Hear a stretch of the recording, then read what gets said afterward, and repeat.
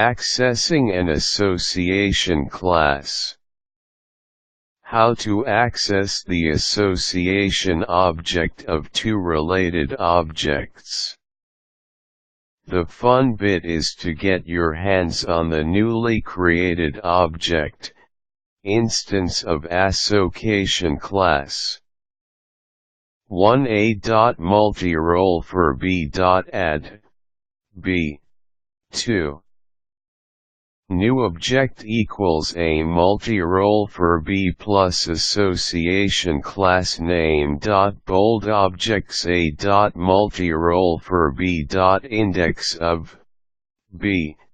It might sound cryptic now, but make sure you bookmark this example, for when you run into this question, smiley face.